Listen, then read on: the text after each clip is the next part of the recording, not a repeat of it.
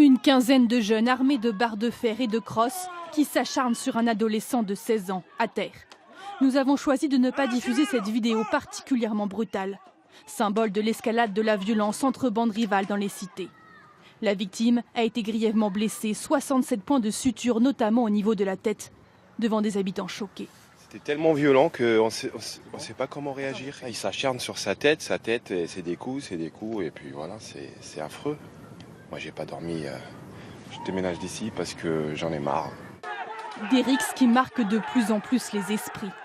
À Angoulême, mercredi, c'était entre une trentaine de jeunes armés de battes de baseball et de sabres japonais, entre les deux camps à bus partiellement détruits.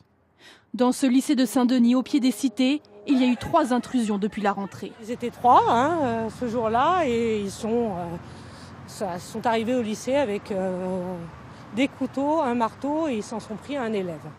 Impossible de quantifier le phénomène, mais depuis quelques mois, cet expert le confirme, quelque chose a changé. Ils sont beaucoup plus visibles aussi aujourd'hui. Par exemple, on a vu ce qui s'est passé à Garges-les-Gonesse, on les filme. Donc il y a une visibilité dans l'espace public, effectivement, qui les rend peut-être beaucoup plus importants.